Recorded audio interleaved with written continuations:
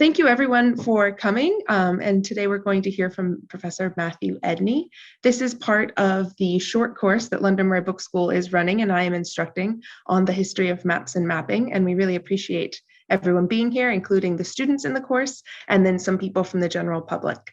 So I'm going to introduce Dr. Edney, and then he will take it away. We will follow this with a Q&A, so please do submit questions via the Q&A button there at the bottom of your screen, and I will facilitate those questions after we have heard the lecture. So Matthew Edney is an expert on maps and mapping, hence his presence here. He did study geography at the University of College London and at University of Wisconsin. He taught at SUNY Binghamton and then moved to the University of Southern Maine, where since 2007 he has held the Osher Chair in the History of Cartography. He is also the director of the History of Cartography project at the University of Wisconsin-Madison, which is a wonderful resource. Volumes 1, 2, 3, and 6 are fully available online at this time. So that's covering the ancient world, kind of the Renaissance period, non-Western mapping, and the 20th century.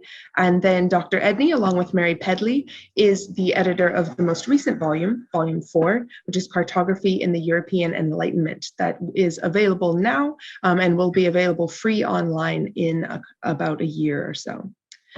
Edney's work embraces the history of surveying, British imperial mapping, Enlightenment mapping, and historiography. His most recent publication is Cartography, the Ideal and Its History, and he's working on a follow-up book to that at this very moment. You can also check for his current projects on mappingasprocess.net. Matthew, please take it away. Thank you. And for those of you who were unaware of who the wonderful host is, this is Katie Parker. There we go. That's what I want. Who didn't introduce herself. Ha! So, you are looking at my title screen, I hope. So first of all, thank you, Katie, for the invitation to do this. Thank you, Georgia, for the technical help. I've got a bit of puffery to start off with, and then we'll get in. First of all, my day job at the Osher Map Library and Smith Center for Cartographic Education. Wonderful, wonderful place. We have a great website, oshermaps.org. It is about to be, the search function's about to get completely redone, and it's going to be even better than it is now. We also have this state-of-the-art digital camera system and all sorts of other wonderful goodies. Go online, you'll like it. And then, as Katie said, I am director of the History of Cartography project, which has been publishing volumes since 1987. The last volume to appear, technically 2019, didn't actually get printed until March of 2020. Is Volume 4, Cartography in the European Enlightenment, that I co-edited with Mary Pedley. And that just leaves Volume 5 on the 19th century that Roger Kane is working on as editing. As Katie also mentioned, I have prevailed on the press a long time ago to put volumes online for free public access. We're over 3.7 million hits since 2011. Volume 4 will go online probably in 23, and 3 years after print publication, whenever that will be. Stay tuned. We'll find out eventually. So, my goal this afternoon is to reconsider the issue of materiality and its significance for understanding mapping as a dynamic process. Some of you might find my comments to be rather old hat, as they rest significantly on the arguments of historians of the book and students of culture more generally. However, I've repeatedly seen scholars who are critically minded in one arena who nonetheless surrender their critical faculties to the apparently common sense notions of maps and cartography that permeate modern culture. The problem is that modern culture features a deeply rooted idealization that there exists a singular and universal endeavor called cartography that produces a coherent and unambiguous category of things called maps. This ideal of cartography comprises a complex web of preconceptions that cohered over the course of the 19th century. Many scholars from across the humanities and social sciences have, since 1980, challenged some of those preconceptions and have argued that maps are cultural documents made for social functions. Even so, the social critique has focused on theorizing the map, and critics have not actually targeted the ideal of cartography as a whole. The result is that the ideal's preconceptions have persisted in the academic as well as in the popular mind. Not least among them is a conviction that there actually exists a category of phenomena that we can unambiguously define as the map. Frankly, it's all been a game of intellectual whack-a-mole. No sooner is one preconception hit on the head than another rises up to take its place. It's a game played by old established scholars as much as by youngsters as well. My goal today, therefore, is to analyze and dispel the particular mold of materiality. I first consider how the ideal of cartography has promoted improper conceptions of the nature of maps as things, and then to use two case studies concerning the early regional mapping of New England to reconsider the matter of materiality. As one more piece of puffery, as Katie mentioned, I should note that this topic is part of a book, one of a first of a three-volume series, Cartography, the Ideal in Its History, that appeared in April 2019. The epigraph to chapter 1 says it all. There is no such thing as cartography, and this is a book about it. And if you're interested, I'm working on the next book in the 3, which is about the idea of the map and how it's played out in the study of map history. Let me give you an example of what I'm talking about. It was a commonplace of early modern culture that regional maps mirrored the Earth and that readers could use them to observe distant lands without hazarding the rigors of travel. But after 1800, commentators increasingly accepted that all maps, even maps of the entire Earth, are actually produced by direct observation, especially from some elevated vantage point. In 2018, a dealer introduced me to a wonderful manifestation of this new conviction, one that was made perhaps as early as 1820.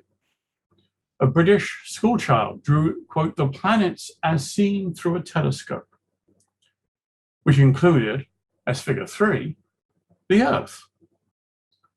How can that be? How can you be on the Earth and map it as if you're seeing it through a telescope? The other planets are all drawn as seen, such as the Sun, apparently suffering from mumps, Saturn and Jupiter, with their moons. But the Earth appears as a hemispherical map, complete with lines of latitude, longitude, and the ecliptic that are actually invisible. Here and in the rest of modernity, the abstracted nature of geographical maps is casually conflated with acts of observation. Even regional and world maps cease to be understood as creations of the human intellect and were naturalized as direct visual records of the world. All maps became, in the common naive formula, pictures of the world. The ideal of cartography presupposes that maps are necessarily physical, material things that are made to hold cartographic images. It promotes a conceptual divorce between the map image and the map, between content and form, between phenomenon and noumenon. This distinction, no matter how illogical, no matter how disproven by historians of the book in their repudiation of the ideal copy, has several implications that persist and distort scholarly interpretations of maps and mapping. The crux of cartography is the algorithm for preparing map content, the observation and measurement of the Earth, and then the recreation of the Earth on paper at a reduced scale. Here, the US Geological Survey is shrinking the USA to an acre of paper. The content and meaning of the map image is defined almost entirely by the part of the world it reproduces. The map image refers only to the world. For the reader, it is a means of accessing that world. The map image is self-contained and bounded by set physical limits. The image ends at the edge of the map, thing, at the edge of the paper. From this idealized perspective, maps are decidedly not intertextual. In this respect, the issue of the map's materiality is relevant only to the study of map production, to how map form might affect the look of the map image and the presentation of its content. Otherwise, the ideal pays no attention to the material nature of the map. The material existence of maps is taken for granted. The map thus stands as a physical, stable thing. For Bruno Latour, maps provide the stereotype of the immutable mobile, the inscribed record of observations that can be carried from the field to the center of calculation without being changed, an act that stands at the very heart of modern Western science. The map also proclaims a temporal fixity. Commentators routinely note that maps are out of date as soon as they are made. The moment of the map's physical completion cleanly distinguishes the epoch of the making of the map from the epoch of using the map. The materiality and apparent self-containedness of maps creates a physical barrier between the two sets of individuals involved in mapping, the map maker and the map user. The study of cartography and its history accordingly focuses almost entirely on the technologies and techniques by which the map image is algorithmically structured, with some attention to the physical construction of the map and on the assessment of the quality of the results. By contrast, of course, sociocultural critics since the 1980s have directed a great deal of scholarly attention to issues of map use, or at least to the wider social situations in which maps have been used. They've also shed light on the existence of immaterial maps that feature oral and gestural semiotic strategies. Yet these new perspectives have had little impact on how scholars have sought to reinterpret material maps. In particular, the map's materiality still appears to interrupt and break up mapping practices. In 1999, for example, the late cultural geographer Dennis Cosgrove, having reviewed the field of map history and its traditional concerns, proposed two new sets of questions that should, quote, bear heavily on any history of mapping. The first is the complex accretion of cultural engagements with the world that surround and underpin the authoring of a map, that is, treating the map as a determined cultural outcome. The second is the insertion of the map, once produced, into various circuits of use, exchange, and meaning. That is, the map as an element of material culture. Cosgrove outlined two sets of practice, one to produce the map and the other, once the map has been made and has material existence, to govern its use. In doing so, he continued to bifurcate the entire process of mapping at the map, quote, around which pivots whole systems of meaning, both prior and subsequent to its technical and mechanical production. All told, a series of convictions are sustained by the ideal of cartography's preconception of materiality that persist despite the best efforts of sociocultural critics. Maps are things. Who cares of what kind? Maps are standalone, self-contained documents. Maps sharply divide mapping into two processes, map making and map using. Maps once made are stable and immutable. Maps possess chronological fixity, being made at a specific moment. and we might equally replace maps in this list with books. All of these convictions are in need of rejection, revision, or at the very least, substantial qualification. Let's begin to do so by considering the story of the first map printed in North America, specifically William Hubbard's Map of New England from 1677. This is a famous map, long held as an emblem of the transfer of European civilization and technology to the wilds of the American frontier. In case you're having difficulty, north is to the right, Cape Cod is at the lower left. It also indicates the kind of detailed physical analysis that the ideal of cartography has allowed. The issue is that there exists a variant map, also cut in wood, at the same size and so on, but with several differences from the first variant, including several erroneous toponyms. The most obvious difference, the name of the mountains in northern New England, gave rise to their common labels, the White Hills map and the Wine Hills map. The maps have been produced as part of William Hubbard's History of King Philip's War, known as a narrative of the troubles with the Indians in the Boston imprint, and as the present state of New England in the London imprint. The problem was that antiquarian dealers in the 19th century had so mixed and matched books and maps and moved the maps while rebinding the books that bibliographic certainty was lost. No one knew for certain which variant map went with which variant book. A small debate developed in the later 19th century trying to identify which of the two variants was to be lauded as the first map printed in the colonies. In 1939, Randolph Adams established a detailed bibliographical analysis of as many impressions of the two books in original bindings as he could find. Despite the small sample size, he concluded that the White Hills map was part of the Boston imprint.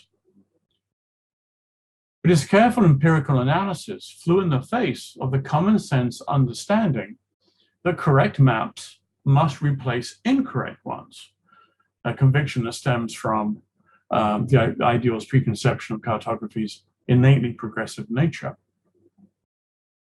Richard Holman in 1960 constructed, without evidence, a contorted sequence of events to explain how John Foster had supposedly first cut the block of the Wine Hills map so that it could be shipped to London with all its errors for printing there, and then produced a second wood block with the corrected corrected place names for printing in Boston. So that the White Hills map was the first map printed in Boston, but the Wine Hills map was the first map cut in Boston. Yeah, makes no sense when you get down to it.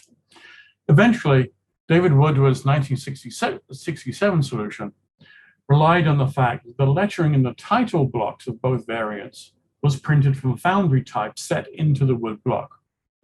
By comparing the type in each map to that in each book, Woodward verified Adams's findings.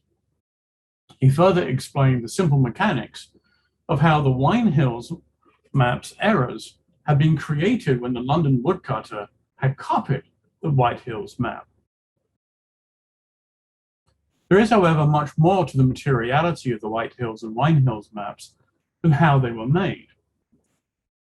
In the very few remaining copies of the Boston edition of the book in original binding, the White Hills map was tipped into the middle of the volume. Note the number of pages preceding the map. Here, at the end of Hubbard's main narrative on a war in southern New England, the map introduced an unnumbered 7-page section with the heading, "A table showing the towns and places which are inhabited by the English in New England. Those that are marked with figures, as well as expressed by their names, are such as were assaulted by the Indians during the late awful revolutions of Providence." Each paragraph in this table, long list, began with a number and the name of a place, and then briefly listed the events that had occurred at that location, mostly Indian attacks on English settlements.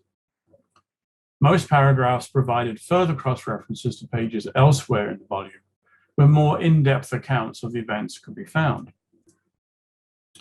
The paragraph numbers reference places on the map that preceded the table. Many of the towns indicated on the map bore only a number. On this detail, 55 is roughly where I work, in what is today Portland, Maine, which is paired with this statement. 55, Falmouth, on the hither side of Casco Bay, where August 11, about 34 persons were killed and taken by the Indians. Pages 32, 33, 34. This wealth of empirical data and its distribution on this map were essential to Hubbard's overall demonstration against increased Mather that the war had not ended because Mather had re-established the Puritan salvific covenant with God, but because God had miraculously interceded for the English at a few key moments. In this context, wrapped up within an integral to the book, the map serves as an analytical device more than it does a locational one. Indeed, Hubbard plainly wrote for readers who already knew the region's geography, people in southern New England, who didn't know necessarily the more northerly regions. In the introduction to the second narrative on the northern conflict, Hubbard provided a verbal written map of the coastal settlements from Pemaquid running down the coast south of Piscataqua. He did so because the region was, quote, less well frequented and so more unknown than the rest of the region. In other words, Hubbard's readers in New England did not need the map to understand the events of the war, at least they played out the majority of colonial New England. They needed it to understand Hubbard's religious argument about the nature of the war. But when London printers got a hold of an impression of Hubbard's book and reprinted it, they not only copied the map to create the Wine Hills map, they also moved it. The Wine Hills map was inserted directly after the prefatory material and opposite the first page of the main narrative shown here. Such placement was common for imperially minded English books about distant places. For example, when Increased Mather's son Cotton sent his history of Puritan settlement in New England to London to be published, the printers inserted a copy by the London map sellers Morden, Berry, and Lee at the front of the first volume. This map has since become known as the Mather map, even though Mather himself had no hand in either its creation or its placement in the volume. Removed from the ostensible context of the table and being read by readers in Old England who had little access to other detailed maps of New England, the Wine Hills map in situ emphasized the geographical stage on which the historical action took place, downplaying its analytical function and religious significance. We can glean a couple of insights from this case study. The White Hills map in the Boston book began an indexical chain leading from the map to the table to the text. Where does the map text end and the verbal text start? This map is not a self-contained thing. Its meaning is not dependent solely on the manner in which it depicts the world. It is not semiotically closed. Rather, it is completely integrated into the larger whole, a demonstration, clearly, of intertextuality. The Wine Hills map might have lost that overt indexicality, but it too would have been read as part of the London edition. More generally, regional maps are always fully integrated into arrays of other written and graphical texts. Regional maps are not read in isolation. Hubbard only made explicit what is implicit in other geographical writing. The readers are expected to move from map to narrative and back again, so that maps blur semiotically, semantically, with the written word. The same principles apply to all kinds of maps. They are all semiotically open. Where do they end? The form and content of maps are not distinct, save for the limited effects of design on content, as the ideal would have it. Rather, they are intertwined. The physical placement of the maps in their parent volumes clearly shape their potential for interpretation by their readers. Can we say that the two printed maps are the same? Their semantic potential is so different between the two books that I'm no longer comfortable referring to the Wine Hills map as Hubbard's map. It might have been, the image might have been made by Hubbard for printing in Boston, but in the larger context of the book in London, it's no longer really his map. And of course, the semantic potential of maps is completely obscured when we cut either map out of its parent volumes, whether by physical or digital means, and isolate it as a strictly spatial image. The maps of New England in Hubbard's history suggests that maps' materiality varies between particular spatial discourses, so that analysis of that materiality can help modern historians situate maps within the proper discourses within which they were produced and consumed. I'd like to explore this issue through a review of the different forms of geographical maps of New England in the colonial era and in the early Republic. Under the ideal, cartography's history appears as little more than the progressive increase in the quality and quantity of geographical information held in maps. This progress is implicit in historical accounts, but is explicit in the many enumerative cartobibliographies that organize maps of a given region in chronological sequence. Those maps whose content appears especially accurate or advanced for their time are lauded and are inducted into the canon, especially those mother or type maps that set the pattern for a generation of subsequent maps. For example, the map shown here, John Green's map of New England, first appeared in 1755 and was reproduced at size and in reduced formats for over 50 years. By contrast, this cloth map will never appear in a traditional map history. It is just too simple and too small, and for that matter, too late. Here it is at about the same scale as Green's map. It simply cannot possess the detailed content that would have made it significant to traditional map historians. As one proceeds through time, the number of maps made of an area tends to increase steadily until they can no longer, the number and the size, until they can all no longer be easily accounted for. At some point in the chronology, the enumeration of maps of a region must end and attention be transferred to maps of component regions, at least while they too occur in manageable quantities. The result is a repeated fracturing of the spatial frame of the map of the region, which historians justify by arguing that it is necessary to drop entire classes of maps from consideration when they could no longer hope to show new information. Traditional map history eliminates from consideration maps that do not lie on a presumed trajectory of progress, even if those maps demand attention from a sociocultural perspective. The process of frame fracturing in the progressive acquisition of geographical information is evident in narratives of the regional mapping of colonial New England. To begin with, the maps are small. Over time, regional maps appear to have grown physically larger in order to hold ever more data, with single sheet maps giving way to multi-sheet maps, 4 sheets in William Douglas's case, or even in some places to atlases.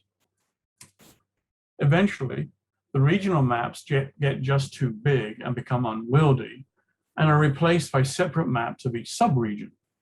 In New England, first the individual colonies and then states, and then ultimately individual counties, and eventually the maps of the US Geological Survey. Once a spatial frame is no longer relevant to the acquisition of information, it drops off the historical radar. Such strictly chronological accounts end up yoking maps together that otherwise have little or no connection in terms of the contexts within which they were produced and consumed. Cartobibliographies pertaining to New England create a single narrative that begins in the small-scale regional maps of Renaissance Europe and extends through their main lists and appendices to the large-scale topographical quadrangles and fire insurance urban plans of the industrial age. But I defy anyone to explain how maps by Giacomo Guastaudi in the 16th century and the US Geological Survey in the 19th are in any way comparable in a meaningful way. So yoking all these different maps together in a single narrative of progressive growth of geographical content is historically inept. A first step to restoring aptitude is to consider the material nature of the maps. Doing so reveals three distinct sets of regional maps, none of which disappear but continue into the 19th century. The first set comprises relatively small maps, generally about the same size as or smaller than modern legal size or A4 paper, and focused on New England. All were published within books that either promoted or celebrated the success of the English, and more especially the Puritans, in settling the region. This particular map was published at the front of Daniel Neal's 2-volume History of New England, published in London on the occasion of the centenary of the Plymouth settlement. The second set also contains single-sheet maps, but larger and on heavier paper. This map is twice as high and twice as wide as the map in Neal's book. Rather than the multiple folds of the maps bound into books, so the second set of maps each possess one vertical fold along a central axis. These maps were folio atlas sheets, produced and consumed as part of the comprehensive statements of geographical knowledge. These maps were not of New England per se, but of New England situated within the larger extent of English colonies along the eastern seaboard of North America. The third set is of large wall maps of the region. These did not grow ineluctably out of the accumulation of information, but from contingent circumstance. In this case, a Boston-based doctor, William Douglas, wished to make a statement about the political and economic independence of the region.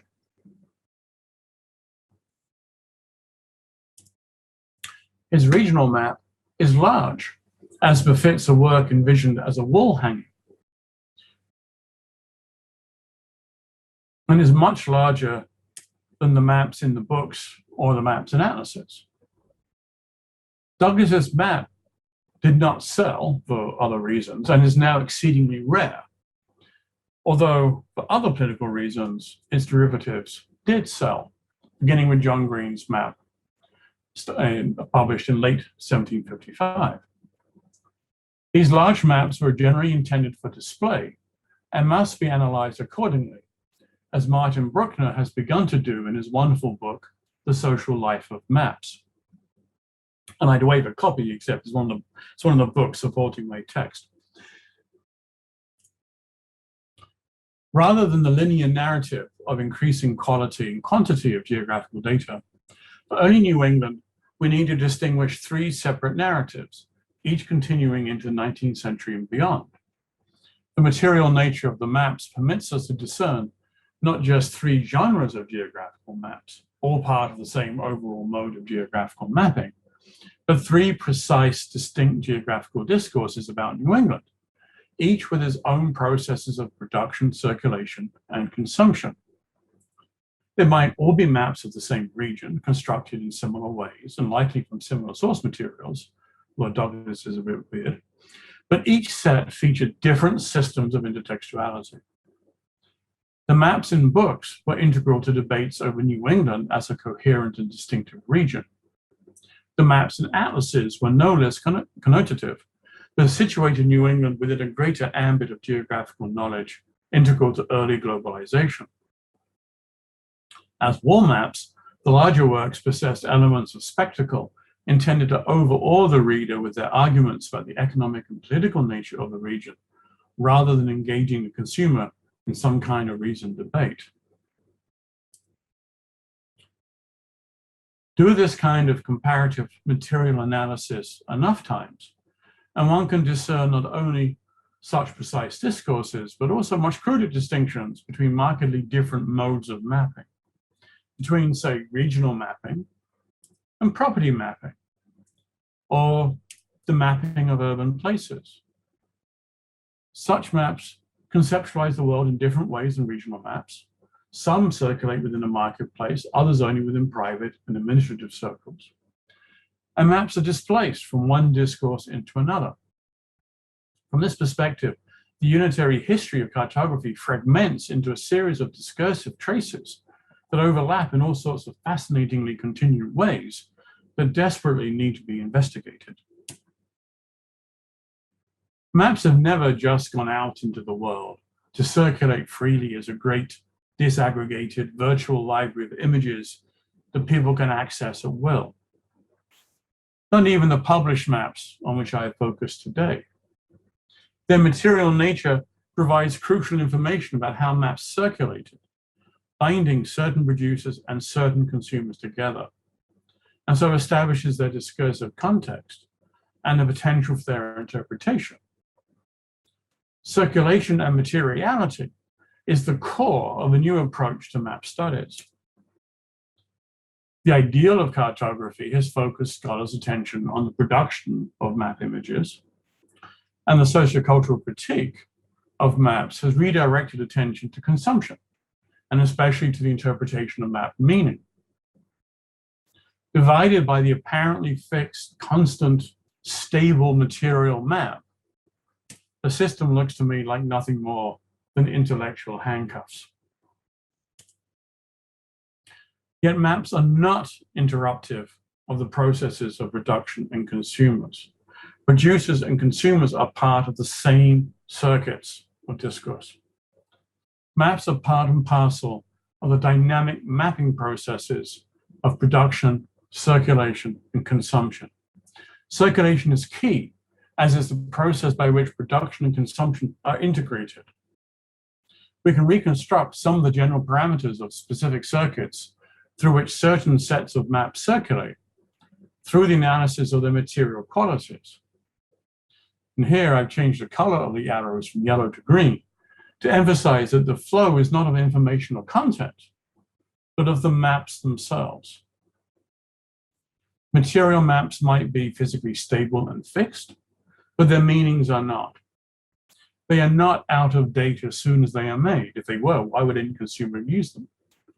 Map consumers construe not only what a map symbols denote, but also what an entire map connotes. People are always undertaking mappy acts, making maps, circulating them, using them. As maps continue to circulate within their discourses or cross between discourses and are found to still be meaningful, they remain valid and up to date. Even the storage and destruction of maps are dynamic processes, requiring decisions to be made and actions to be taken. In this respect, it's always well worth remembering that archives and libraries are in fact not just places of storage, but sites of further knowledge production. This simple diagram is emblematic of an entirely new approach to the study of mapping, an approach that decenters not just the nonsensical category of the map, but maps generically and generally. Maps are in fact epiphenomena of mapping processes. At the same time, they are the primary things for which we can study those processes. In this respect, the study of the variable material nature of maps, including their immateriality, many mapping strategies are performative and gestural, built into the landscape, not just inscribed into paper or on pixels. Studying materiality of maps is a crucial component of a processual approach to mapping and map history, to understanding mapping as a dynamic process, not as the creation of static maps. As the self-containedness of the individual map is debunked, as its edges metaphorically fray, so too does the generic category of the normative map. I, for one, have a hard time treating these two works as part of the same category of phenomena. And when we throw out of the window the idea that there can be an unambiguous category of maps, with it goes any justification for the concept of the singular transcultural endeavor of cartography. There is no single endeavor of cartography that can be traced across human cultures, across the centuries. There is no unambiguous category of things called maps. What there have been and what there are innumerable spatial discourses in which people conceptualize the world in different ways for different purposes. Those discourses entail a diverse array of mapping practices, producing maps with an array of semiotic strategies that entail material and immaterial practices. There is, however, sufficient consistency that the analysis of maps materiality enables us to meaningfully arrange mapping discourses as a series of intersecting mapping modes. Thank you.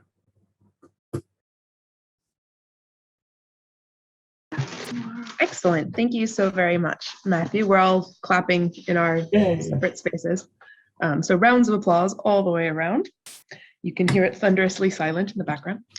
So now we're going to open up to the Q&A so people can continue to send questions through that Q&A button at the bottom of the screen. Please do so. And I've already collected a few and can start with those. Please do. Can we actually start at the end? And can you please talk a bit more about archives and libraries as ongoing parts of the changeability of maps meaning, and as ongoing mappy acts? So how are they working into this dynamism of the ways in which map meanings change over time? Since map libraries really started being formed, the first one in the Bibliothèque was then the Bibliothèque Royale in Paris, Bibliothèque Nationale de France nowadays, in 1828. For best part of a century, or more than a century, librarians have had a standard practice of separating maps out from context and from archives. So that the first map curator at the BNF, Germard, Francois Chamard, writes in what I think is the first statement of map librarianship in 1831, that yes, take maps out of the books. The books are important for the content and the ethnographic information they contain, but the maps need to be separated and maps need to be combined with like maps. And so librarianship over best part of 2 centuries, shall we say, has emphasized the nature of the map as a document of spatial information, geographical knowledge. And so we organize them in libraries by area. And most obviously doesn't always work that way, but at least in the US, if you look at the dominant form of map cataloging, which is to use the Library of Congress G schedule, that is essentially grounded in definitions of region, whether you're talking about an atlas or a sheet map or a series of sheet maps in a topographic series like the OS, USGS, whatever. And it's within that kind of arrangement that map history develops. If you're interested in the mapping of the development of knowledge of a colony, and in the settler colonial narrative, how that colony changes into a modern state and nation, then that kind of structure is perfect. It gives you just go to the drawers and just start looking through. Because the subline is that the maps are arranged in chronological sequence frequently. Now, since the 80s, of course, since about 1980, we've been challenging this.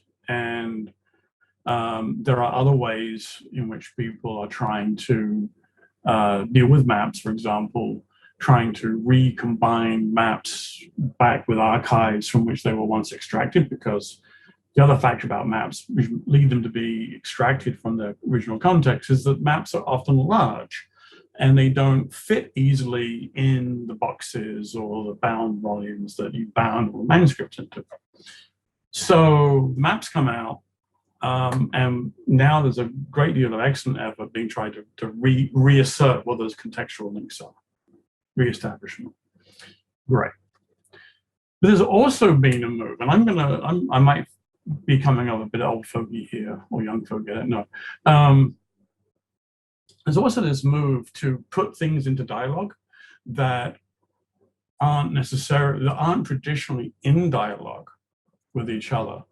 And that's fine, and really to be lauded, as long as you are putting things into dialogue in a way that recreates or is honest or true to how they would have been put into dialogue in a contemporary point in the past.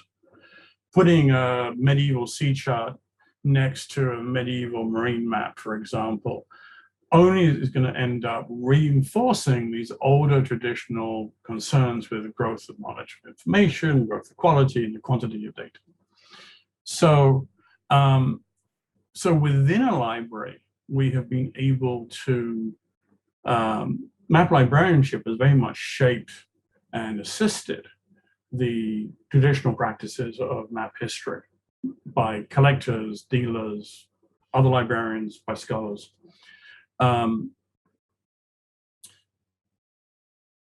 With digital environments now, there's so much more we can do. I could rant on that one as well, in the sense that,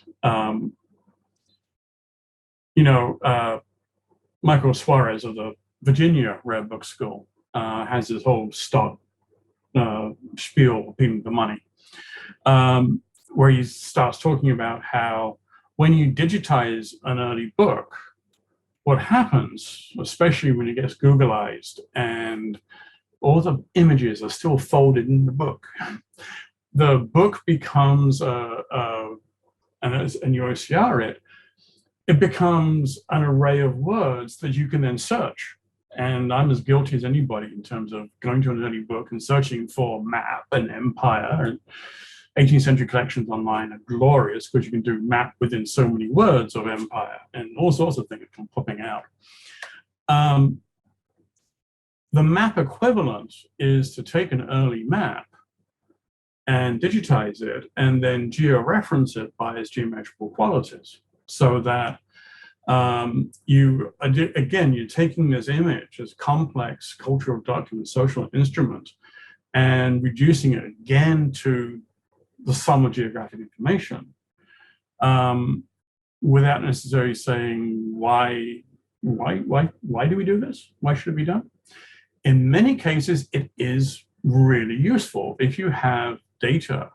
There's a lot of 18th century early topographical mapping by the military that encodes a great deal of environmental information.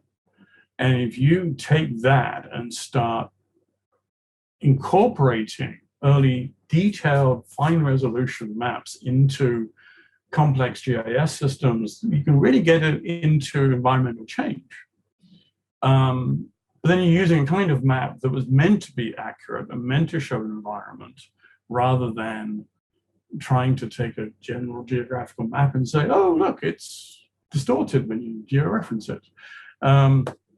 So again, within libraries and akin areas of scholarship, you can create these GIS systems that are overlaying series of maps in the past, but they're not necessarily, and they're creating new information, definitely new knowledge, but they're not necessarily doing it in a perfectly good way for me. Not much of it is, but much of it is like, why bother? So I'll stop the rant. Right. Rant is fine. Might redirect the rant in a couple of questions, but we had a few more come in on the Q&A. So Yasmin would like to know, what do you think is the most pressing subject area for new research in the next few years? That is a really good question, which I failed to answer a couple of weeks ago in a meeting about things. I think from my point of view, the way forward is to start to break down assumptions that mapping cartography is a singular process, and then to start to identify very precise communities in which make maps in a very particular way, that are different from other kinds of mapping. As an example, for a local project here, I looked at all of the printed maps of the city of Portland, Maine, right up through just past the Civil War to 1866, when Portland burned down. Portland burns down repeatedly in history. That's why we have a phoenix as our symbol. And what I very quickly discovered is that, you know, most of the maps are made to begin with by local people, local printers, for local consumption and statements of community pride and so forth. And they very quickly adopted a very particular set of conventions that, oh, I can't take that call. Very local set of conventions about how you show the city of Portland, which is actually on a peninsula which runs northeast, southwest, and show it horizontally so you can maximize the space on the page. And so has to be a north arrow, which is always down in the Fall River down below, pointing off. And then you can use the back cove at the back as a legend and the title place. Almost immediately, this local set of conventions developed that are purely about local consumption. But by the 40s, 50s, 1840s, 1850s, when people from away from, especially the Philadelphia-based map publishers, moving into New England, they're doing a whole host of local mapping of counties, of towns, and even villages. Then they're doing it because they're part of a more national movement. And so they're employing engineers to do it, and engineers are professionalizing in America at this period, and they're all trying to be very, very rah-rah, we have standards. And so if you go to the Rumsey website, you'll find the one-known copy of the Walling map of Portland from 1854, I think it is, 52, 54. And it's a big wall map with the peninsula running diagonally across it, because it has to have north at the top, because that's the standard, right? So it's only when you start looking at those kinds of very precise, precisely delimited context, in this case, a discourse about mapping, of urban mapping of a particular city, that you can start to see the variability, the playfulness of individual conventions. The nature of compass roses shifts from marine charts to geographic maps in different discourses. The way, in this case, of north at the top, you know, if somebody says, well, when did maps have north at the top? Very common question I get from public talks. Well, some kinds of maps don't have north at the top in the early 19th century, like these maps of Portland. But they get it because of other reasons other than maps have to have north at the top or whatever. So for me, it's the need is to get into very precise circuits. This is why I think circulation is so important. The circuits in which maps are being produced and consumed. Some years ago, I was reading Jeremy Smith's book, An Historical Understanding of the English Language, which is what set me on my 3-book venture. And for him, it was just an absolutely throwaway line. But I still remember sitting on the train from Orpington to London Bridge going, huh? Because what he said was, reading on my Kindle, what he said was, the users of a linguistic system are all part of the system. And by user, he meant the speaker, the listener, the writer, the reader, everybody who's involved in a linguistic system. So I've started to think about these very precise discourses, spatial discourses, and sort of almost like being oral language communities. You know, at least in the early modern period, if you started off in England, in London, then you had there's some regional class-based dialects. mostly mutually intelligible to each other. But as you go away from London, you go into other linguistic groups that are allied with the ones you've just been in. And eventually, each step to each new community is a small step. And in each small step, you can see the relationships, the commensurability between the communities, until eventually you get to a point when you realize that you are so far removed from your original start point that you could not understand anybody from London because of all the degree of changes. I'm not saying the mapping works in exactly that kind of way, in the way that that linguistic communities overlap, but it's an analogy, it's an idea that I have that by understanding these very precise circuits, we can start to understand more precisely which maps have which effects. You know, one of the things I've been reading, thinking about. I said I'm writing the current book is on it's really an historiography of the study of map history, and there comes a point where around about 1980 everything changes. Why? I mean, this is a really big thing in this book. And for a long time, I've had a standard of sort of like a concept about this, which was, it was in part people wondering about, you know, the postmodern crisis of representation, and because of the old Korzybski quote from 1933, the map is not the territory, then the map gets used as this analogy for all representation, and the fact that no representation can be truly mimetic, so on and so forth. That on one hand, and on the other hand, a bunch of academic and librarians and dealers getting together who are all interested in map history, but in the post-war period, they're all interested in different kinds of map history. They finally come together in conferences and they start arguing, well, what is history cartography? And some people say it's all about content, and some people say, no, it's all about form. And out of this emerges through the 70s into the 80s another idea, another way of studying maps. That's what I had this thought about. So earlier this year, I'm on sabbatical, yay. And I start reading everything I can about from the 50s, 60s, 70s, as people are talking about what a map is and what maps are.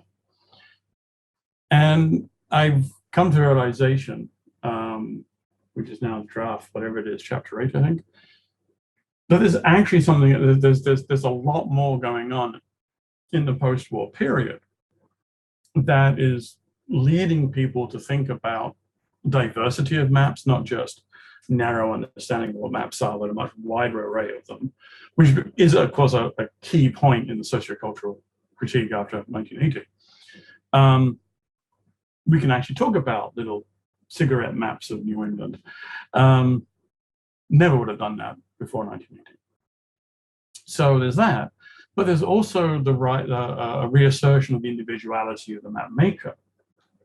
And that is coming from, as part of a response to a deeper project that is much more culturally widespread, and is what's going to give rise to a postmodern approach later. And that is a concern for behavior and how to shape it.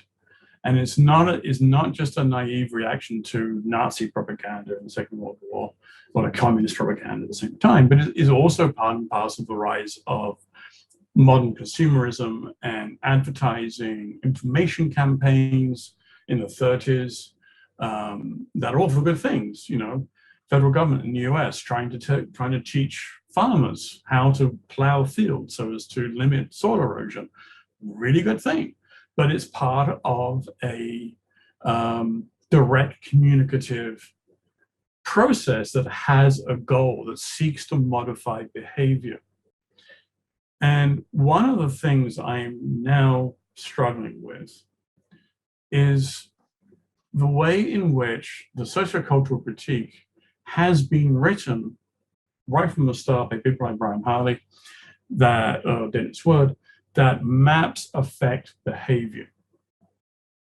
And so a lot of the counter critique is, well, we've got to prove that. We had a long conversation once, Mark Monmonier, wonderful map historian, still quite internally traditional. Anyway, well, how do you test the impact of a map? And we have all sorts of commentary about Mercator's projection and its impact.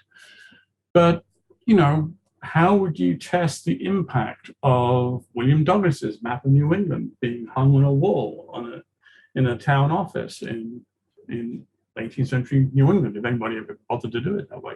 He wanted it to be hung on walls. Not that anybody ever did, I don't think.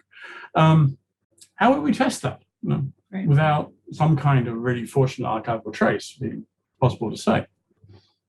But it occurs to me now, as I'm thinking about it, that there's concern for impact, there's concern for behavior modification that has driven so much of the critique of maps as social instruments. It comes out of this post-30s, post-1940 concern for behavioralism. And with the image, in fact, if I reach behind me, there's a very nice little book published in the 1950s by a guy who hung out with the behavioral psychologists of Berkeley. Just across the way, at Berkeley, you've got Holman doing experiments with rats and mazes and extrapolating from how rats produce spatial concepts in their brains, extrapolating them up to humans. And these concerns with environmental factors that influence behavior, that it's partly a continuation of older deterministic models, but with a lot more possibilism built in. But there's something going on there. And I think that by being careful, by looking at very precise circuits in which maps are produced and consumed, or if you can't get to a close degree of precision, then maybe threads of discourses working together. Mode is just too crude. And so it's a great way of dividing mapping, but it's too crude at a level for analysis, I think. By looking at circuits or threads, we can start to understand the functioning of maps in a way that is not just behavioral. It's not just the map shaping the user in their response to the world in some way, but by integrating the consumer into the producer into consumption, we can get more sensitive to communities. And so the big thing, politically speaking, for me, is to break down the dominant vision that we have of cartography as this Western thing. We spent 200 years using cartography as a demonstration of the validity of Western civilization. That the West is somehow justified in its imperial activity because it is scientific, it's rational. Just look at our maps. Look at those maps by those other people. Look how bad they are. We are better.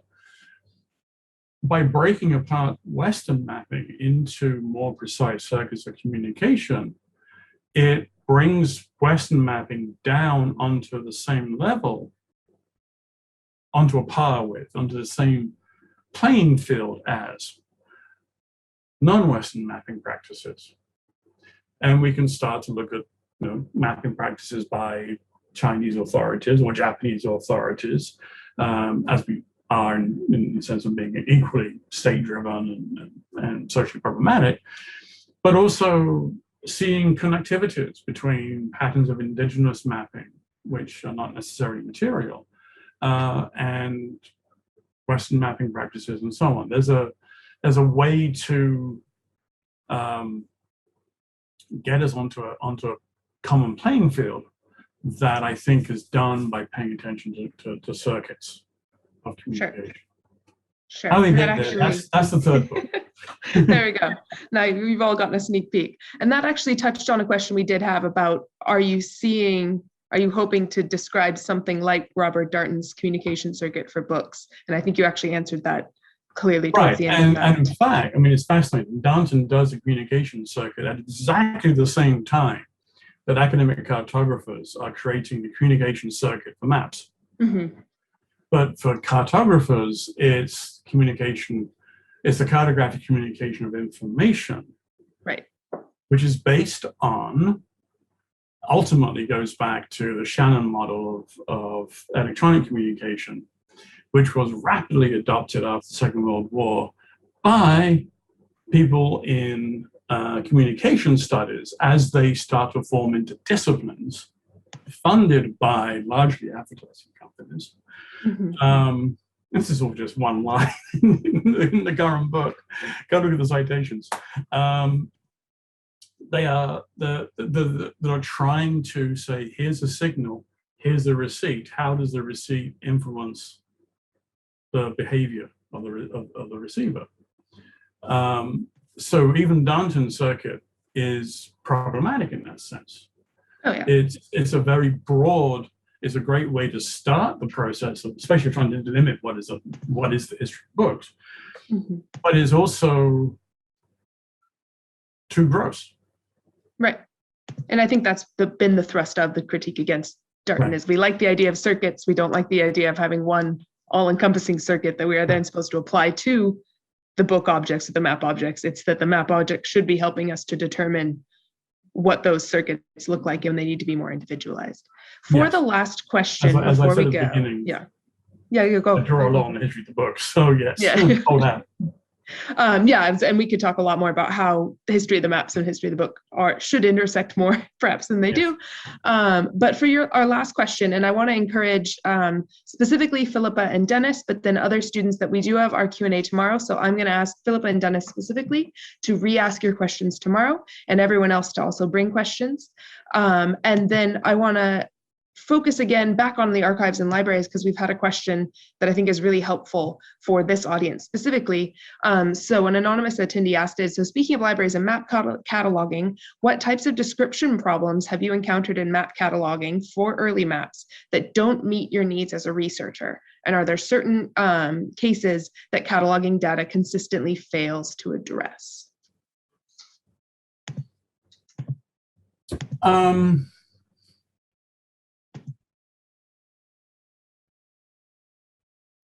I'm going to say I don't know. It's a really good question. My problems with cataloging and using catalogs is generally idiosyncratic, how this map has been cataloged versus that map. There are a few general issues. Number one, don't forget what's on the verso. Classic example, the oldest map of Portland, Maine, printed map from about 1810, 1815, is in Harvard in a collection that had been assembled in Germany, Hamburg, by Christoph Eberling. And so what is the only known copy of this printed map doing, of Portland, Maine, doing in a German collection that ends up being transferred to Harvard for other reasons? And the catalog record doesn't help. And Harvard's really good at imaging stuff, but they only imaged the recto. They didn't image the verso. And so my rule of thumb has always been essentially never trust the catalog. You've always got to look at the thing. And so I look at the thing, and the verso, the recto is pretty well imaged, so that's fine. Flipped it over on the back, and there's a signature on the back of William Bentley. Who's he? I go, and turns out he's a preacher in Salem, Massachusetts, polyglot, big into maps, who's also one of the key correspondents between Massachusetts Historical Society and Eberling. And He's one of the guys who's shipping stuff about America to Eberling, who's trying to write this big account of America, of the United States. And so that's how this map, which is clearly a proof, ended up in Germany because Bentley shipped it across. And you wouldn't get that connection just on cataloging the recto alone. Generally speaking, there are many classification issues that are not limited to just library catalogs.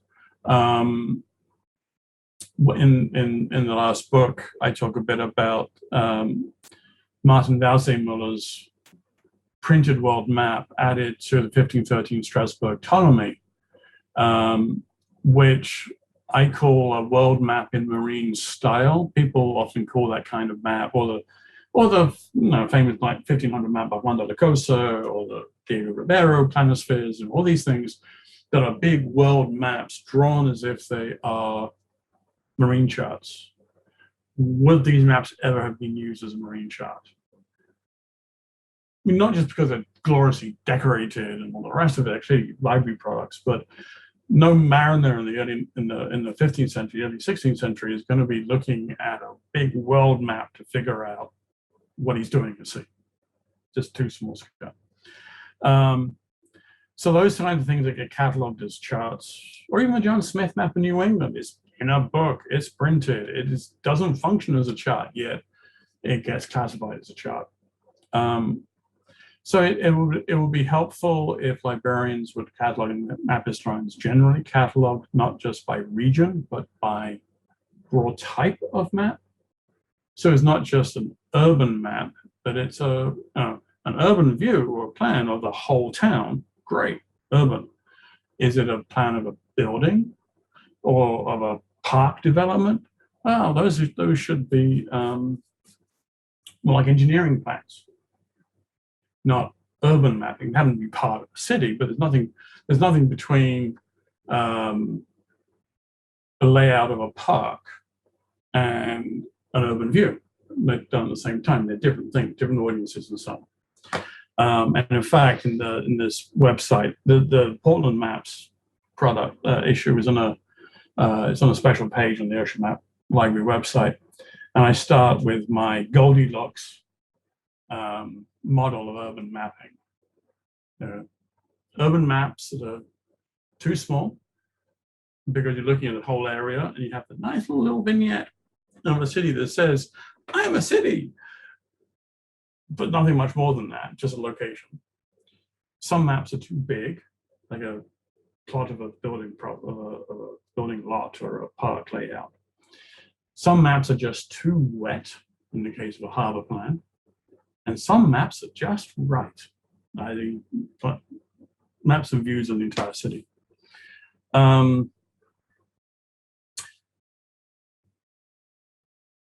Another product of library work that I dislike is the application of scale to maps for which is irrelevant, which is most maps every map pre-1800 mostly. And at the same time, the failure to note the size and the failure to note what is the size. Is it the neat lines? Is it the paper?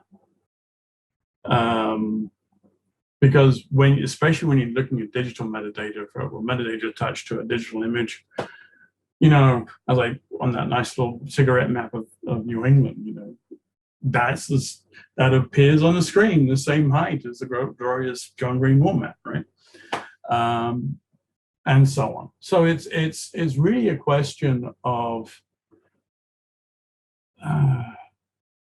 you're asking a really good question. I'm asking you, Katie, to remember that question and ask it me when I'm writing the third book. There needs to be a chapter in the third book about implications of processual approach to mapping for library cataloging. Yes.